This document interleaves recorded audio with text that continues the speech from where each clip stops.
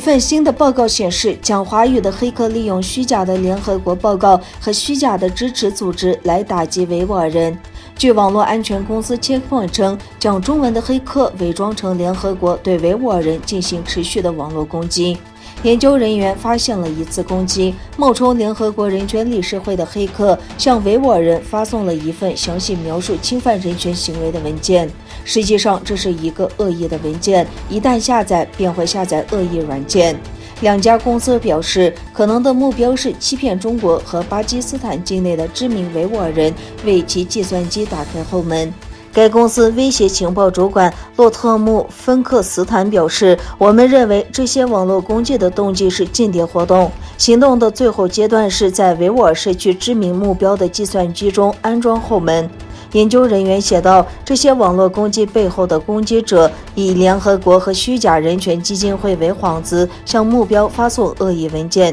诱骗他们为计算机上运行的 Microsoft Windows 软件安装后门。这使攻击者可以从受害者的计算机收集他们寻求的基本信息，以及在计算机上运营更多恶意软件，并有可能造成更大的破坏。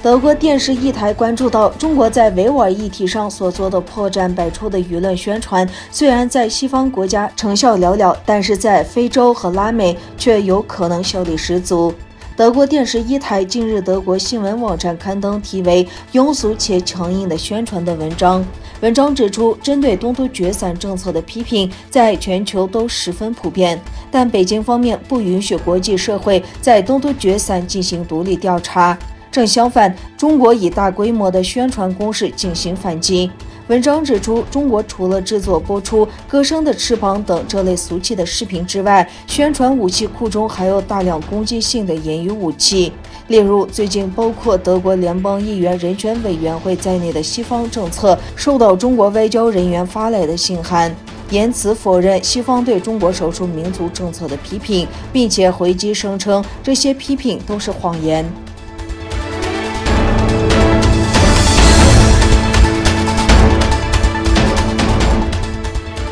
美国总统拜登要求美国情报单位90天内完成新冠病毒起源报告。中国则再次批评美国在此议题上进行政治操作。对于美国各界的批评与质疑，中国外交部发言人赵立坚回应道：“美方一些人嘴上吹鼓真相，心里全是政治操弄。他们一门心思散布的实验室泄露等阴谋论和虚假信息，是对世卫组织专家组成员科学精神和研究成果的极大不尊重，更是对全球团结抗疫努力的亵渎和破坏。”美国总统拜登26日下令美国情报机构在未来3个月内提出新冠病毒起源的新报告，并告诉他新冠病毒是源自动物还是源于实验室外泄。原因是美国各机构目前对过去1年席卷全球的病毒的2个可能来源存在分歧。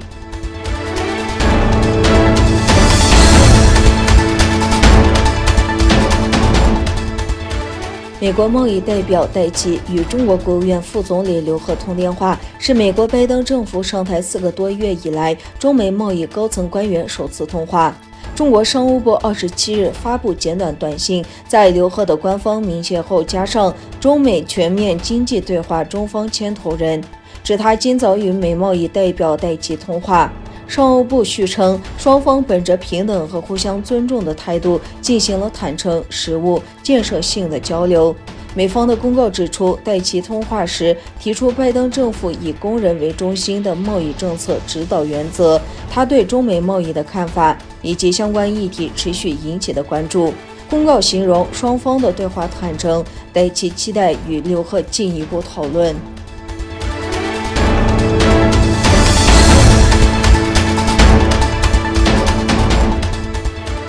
美国电动汽车制造商特斯拉周二表示，已经在中国建立数据中心，以实现数据储存本地化，并将陆续增加更多本地数据中心。所有在中国大陆市场销售车辆所产生的数据都将储存在境内。近期，特斯拉的数据安全问题在中国市场引发了高度关注。北京方面担心特斯拉电动车的用户数据会被上传到美国服务器。美国电动车厂商特斯拉日前宣布，已经在中国大陆设置了一个数据中心，用于储存用户数据。该公司通过新浪微博表示，新数据中心将主要用于储存在中国市场销售的特斯拉电动车上传的数据，以实现数据储存本地化，并将陆续增加更多本地数据中心。